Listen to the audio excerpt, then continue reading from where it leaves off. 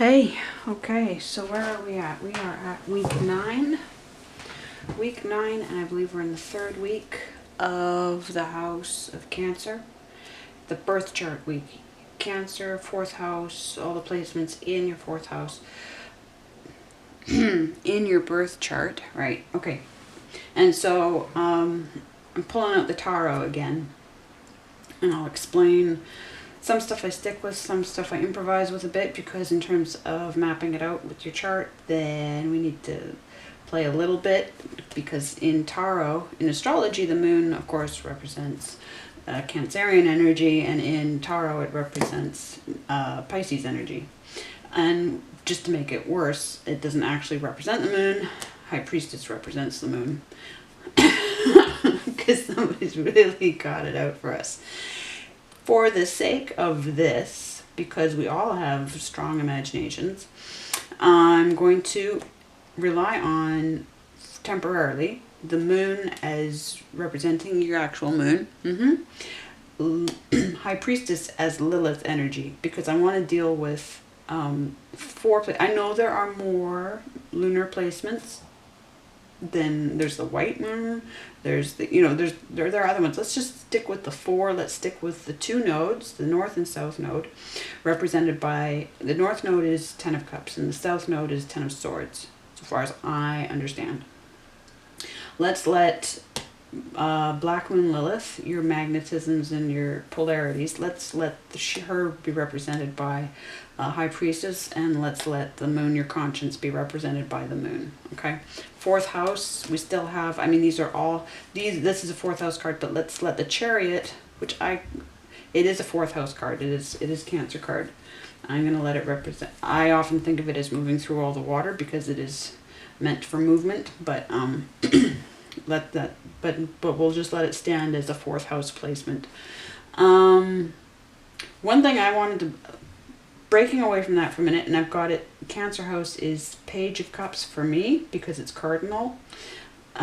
Scorpio is Knight of Cups, as I've used in Scorpio's house, and it carries that energy. And then Queen and King of Cups I put as Pisces. And I mean, it could be anybody in their full water power, yes. But because it's 12th house and it requires masterful everything, thinking, energy, all that action, right? I put the King and Queen energy there. We'll get to that in a second. I wanted to backtrack to some excitement, because I managed to find Sky Safari wins it over Stellarium, just this, in this case in particular. The fun part is, I'm going to turn the music down for a second here.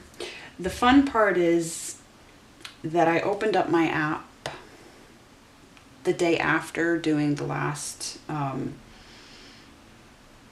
video for this workbook, where I hadn't been able to find 55. And it was just there. Now it's probably, I don't know, did I type it in? I think I typed it in, but it wasn't showing up. I wasn't understanding what it was trying to show me. And it was just clear as anything waiting for me the next day. So, Copernicus, they called it Copernicus. And they identify it here primarily as Copernicus. When we go to Stellarium, you'll see it's a different deal. So, way up, so at the end of, right, there's the end. This is the end of the Cancer constellation right here. Okay, now I've gone and lost it. Thank you. Okay. So we have 2 stars here. We've got 53 and we've got 55. That's 53. This is 55. They call it Copernicus. They also call it row, I want to say row 1, but when I get to Stellarium, that'll clarify. And so it gives you enough information, yes, all about it. Okay, and this is where that super Earth, that's where those 5 planets, the 5 planets are orbiting 55, Cancri in Cancer. Okay, so that is how we resolve that. That's Sky Safari. And if we go into Stellarium, okay, where they have that added leg, here, yeah, they call it row 1, Cancri. So no one, I'm not totally a moron for not being able to find it. See, there's 53. And where did we put the end of our constellation? Right there. Yes, Iota. Okay, so also called, do you see the P1 there that showed up for a moment there? Okay, and so then down here there's the information on it. Not as much information on it. Not even a link to a Wikipedia page. However, it's there and it gives me information. But see, it has Copernicus listed here and 55 listed here. Okay, so that's where it is. That's where it is. It was waiting for me the next day. My guides, bless them, they put me out of my misery. And there we have it. There we have. All right. So that I found to be beautifully, really quite exciting as far as I'm concerned. Let me just check to make sure. Yep, we're still recording. Bless the camera. Bless the camera. Okay, so let me put these over here for a second. So yeah, one thing I've found while working on mine is that the answer, there's on this page, what's the answer to your fourth house? I find that what I found was that by basically looking at everything through these 4 points, it's like compass points on your chart, and taking them together and everything that they connect to, right? Like it's basically filling up these pages with the answers, yes, but then prioritizing how these guys coordinate everything else in my chart.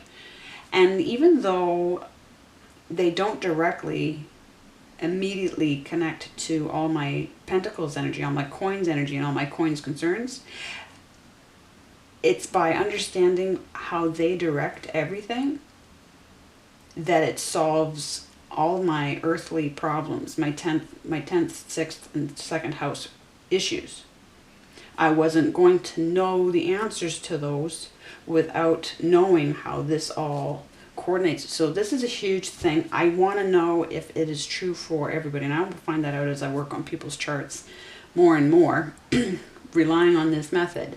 But for me, it's like they're my 4, and I hate to say pillars now that I found out that it's a Masonic thing, because it was a thing for me before that, based on a Canadian poet that's one of my main guides, Gwendolyn McEwen. She wrote a poem called The Pillars, and basically creating your own pillars. And I know that she's not Masonic. So when I found out that it's a huge motif for them, then I was like, shit. But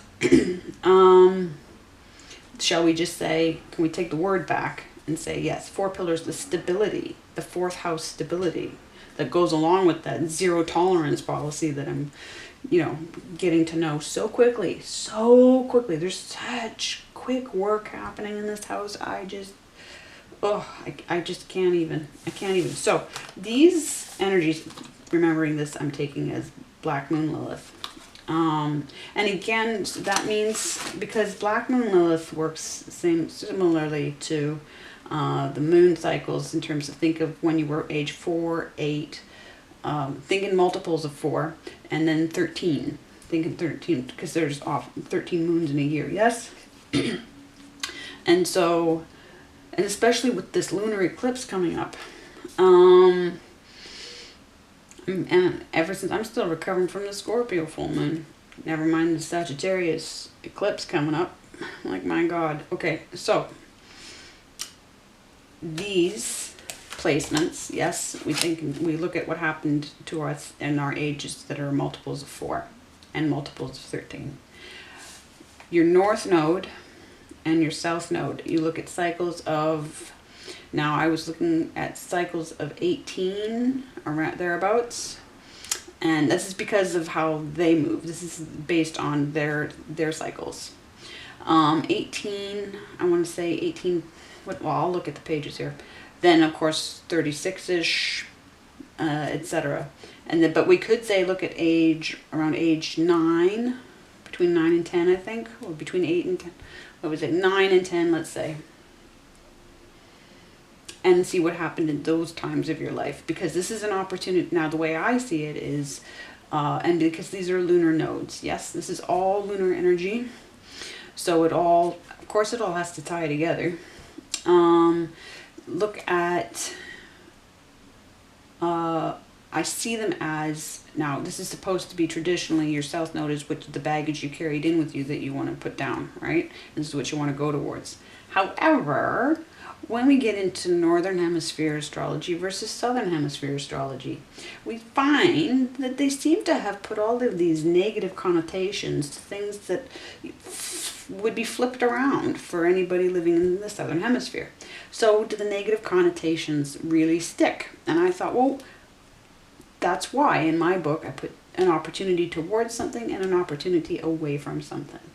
I see them as opportunities. I see them as gateways, timings, you know, and sure enough, when I match it to events in my life, that's how I can look at things. There might be a negative event attached to it, but this could also have a negative event. Like they're the same year, they match each other in years. And so you look at, well, what's the nature of what this is and what's it helping from, and does it stand true to where it's placed in my chart? What kind of energy, what house is it in? And how does, you know, and it's bloody hell, it's true. You look into, for me, so all I can say is that it's proving itself so far. But I see both of them as opportunities, the same as I see this as mastermind thinking. It looks, they just, somebody, well, Edward and company were, shall we say, possibly instructed, right, to give the negative connotation, the negative meaning to mastermind thinking, where, yeah, I mean, it sets you apart. It sets you apart. And my battery wants to charge, but in terms of looking at, see, I just wanted to clarify that, you know, I'm not looking in fourth house placements. I'm going to separate that energy from, I'm going to focus primarily on page energy, because that is why I feel like the night has everything to do with Scorpio transformative energy. And you have Pluto, you have Pluto here, you have the Scorpio card of death, you have 5, 6, 7 of cups, right? And I'll just clarify that, you know, over in Pisces, of course you'd have the moon in here as well, but Neptune with the hanged man, yes, and the 8, 9 plus the 10 of cups, which would be your north node. North node is represented by a Pisces card. And of course the 10 of swords, the south node, is an Aquarius, for me, an Aquarius card. Others would say a Gemini card. But primarily, this is your fourth house. Primarily, what do I mean by primarily? But anyway, this is your fourth house, your page energy of the cardinal young student, apprentice energy, and the ace, the 2, the 3, the 4. So the being spiritually filled, the considering who to team up with or not. Sorry. The manifestations, yes, of between you and worlds. I would say between you and worlds, this world and spirit world, yes, and the start of muse, understanding muse things, yes, and then getting into the stability of the stability, the stuckness of whatever you do with this manifestation, and if it's the right one. Did you get into some trouble with the wrong spirits? Are you ignoring spirits? Are you unsure about them because you're in page energy? You're not necessarily, you know, it's deciding things for the first time, and that's fourth house energy. So in terms of who your guides are in there, which will be coming up, that's the thing. So I got through this and I mapped it all out. When it comes to looking at in 3 ways, right? I looked at where my fourth houses actually are, and I did comparisons between Hole and Ibn Ezra, right? So that, how do I used 1 layer of cards for that. Now what do I use? I use my page card as shorthand for that, because that's where I'm in page energy, is when I'm in my fourth house. Okay. Then if we look at And then I get cards. I'll pull cards for whatever's attached to that energy, right? Whatever houses it's in. Like my 4th house in Ibn Ezra is in Aries, Pisces, and Aries with an overtone of Taurus season. Okay, because my 4th house is right here. It's very small, and it has my sun and my Chiron in it. So I'll pull cards. I'll pull the sun card, and for Chiron, I've decided to use the Hierophant card because I can get away without using it for anything else necessarily. Okay, in the whole house system, my 4th house is in Aquarius. So then I would compare with the cards for Aquarius, right? And I start to get that's how I build, just like I did with 8th. That's how I build my idea of what my responsibilities, what everything that's going on in my 4th house according to the cards. Then I look at where my moon is, okay? Considering this as moon, not Pisces. I look at my moon placement, then I look at my Black Moon Lilith placement, and my north and south, or south and north nodes, all right? Okay, that's that one. And then I look at where my 4th house, what's happening in my 4th house. That's what I do. That's what I do. And if I need the other cards to modify anywhere, then that's what because they're going to show up in other places. But that's how I break it down. And then I coordinate it all.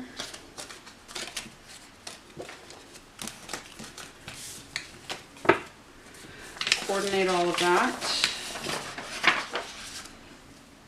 And that's how I get to this. And it's basically just, then I pay attention to the years that things happened. It's a lot of work. You can't fit it all on this page. You can't fit it all on these pages. But you can just try to write down what's significant that you can come back and look at and go, oh, right, that mattered, you know. And again, then pull out these pages, right? Pull out these pages, right? Okay, so let me just do a visual for this. Right, because the moon, I'm using the moon as the moon, right? Okay, that. And then I'm doing photo reference so that you don't have to, you can check back if you want to. But Black Moon Lilith, I'm using as High Priestess. Because she's carrying, does it really need to be explained with Lilith and all that? You know, extra female, rebellious, and or independent energy, rebellious, right? Why not make her the High Priestess card as well? Because she's an aspect of the moon. Yes, she's an energy point opposite the moon. But things that, okay, so let me further to that. The North Node, right? North Node. And where did I put the South Node? South Node. Yes, South Node. Okay? And I haven't finished all of that, so I need to finish all of that and get the clear picture of myself here. Because, of course, we're going to pull it all together in the water story amongst all the 3 houses. Yep, still recording. Bless. Things that really stand out as well, though, not there. And I made some mistakes in the graphic work here, and I didn't put my dot over far enough, right? It was on the wrong side of Taurus, so I have to go back in and fix that. So technical things I find, but things that matter, like my sun. My planets that are in my 4th house, I have my sun in my 4th house, but I also have Uranus directly across, and it's close to my moon, and so that affects my moon. I basically can coordinate everything that's in my chart just by, but what do I mean by that? I mean everything else in my chart answers to the placements of my moon, my Lilith, and my nodes. So we'll see if that works for everything else in the chart. I'm sure that there's a way for it all to work for everything else in the chart. But in 8th house, I was left with Taurus, my Taurus placement being singularly responsible for holding up the rest of the chart according to the 8th house. So it's different again, I'm finding, for this 4th house. And I really feel like they wanted me to understand the compass that gets set by those nodes. But Uranus is a huge deal, being opposite my sun. So look for what planets, look for the other planets that look like they might not have anything to do with your 4th house and your moon placements, but actually do. Now, in other news, I'm not sure that I actually have any other news. No, I still have to, you can see I still have to catch up on finishing that up. But we're gonna quickly just, this is almost, I gotta do my photo diary. But in terms of, now, Mercury is going to be going retrograde next week. Everybody's going to say that it's going retro in Taurus. In Gemini, but it's not. It's going retro in Taurus. Okay, so prepare for more Taurus energy in your mind and imagination. Yes, when I looked at the sun, no, Mercury. Yeah, because Mercury right now is in between the two horns. It's coming up for between the two horns of Taurus. And what else? Sun and Venus are still well behind it. Mars is still climbing up between, I think, between the arms of the Gemini twins.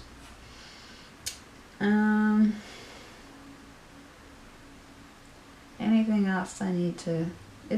The triggers are calming down for me a little bit. I don't mind that. I'm figuring out, I'm getting back in my groove. Hope you are okay in yours. Yeah, I think that's about it. I don't think that there's more to report right now, so I might as well just shush up. But it's really... Yeah, it's... What did we say? Let's look back at the predictions for a moment here.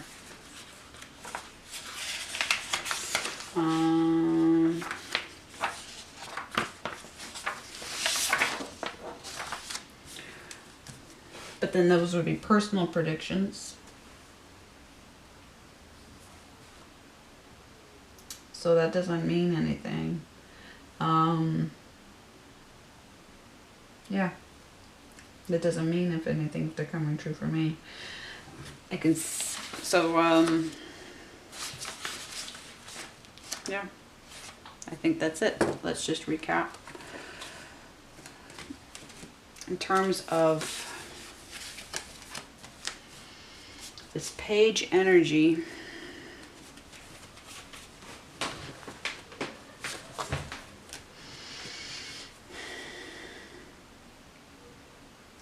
the page, the messenger, the unexpected message.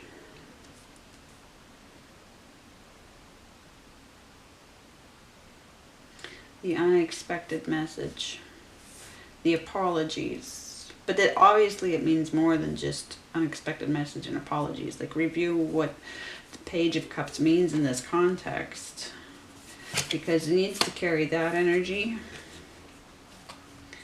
and this energy, this balance, right? You've got tremendous balance here, necessary balance. Of course, this is all, I feel like my battery's on borrowed time, but there's more here that I can't see yet.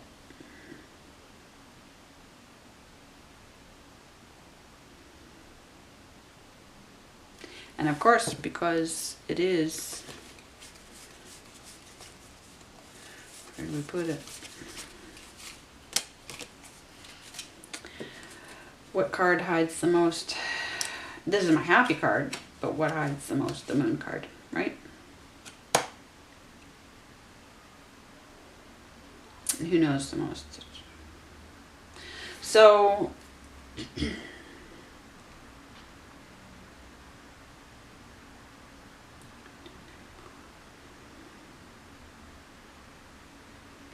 what rides on this page's shoulders? all of this rides on this. So it's childhood.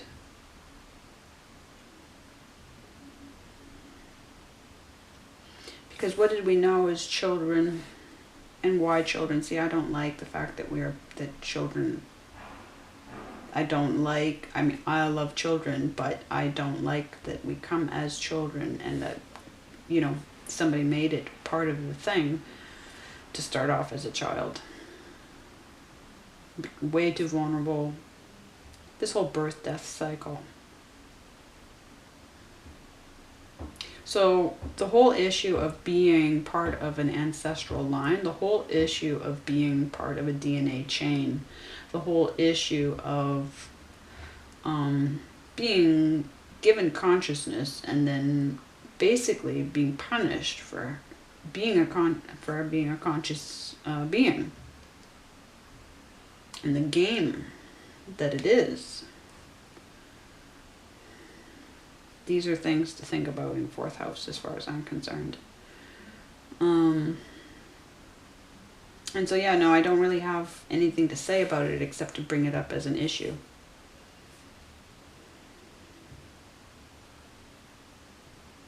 These ancestral, they can be good things, they can be hideous things. But these dimensional roots that we have, where are these dimensions? What is like that super earth over in 55, in Copernicus, that's potential super earth, right? Where there are potentially other beings living. And of course we know that the universe has to be full. So how many crosses did Jesus have to die on, so to speak, if you catch my drift, right?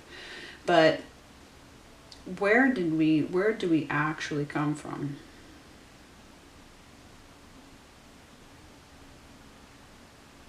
Where do we actually come from?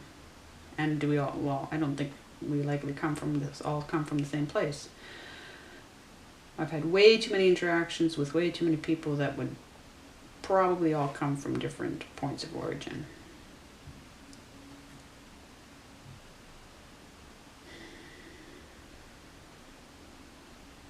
We'll get there. We will get there, hopefully by the end of this experience. Or somewhere in the middle of it. Wouldn't be surprised. Okay. Alright. Until week number 10, we are at page 100. We're coming up for page 100. Only 250 more to go.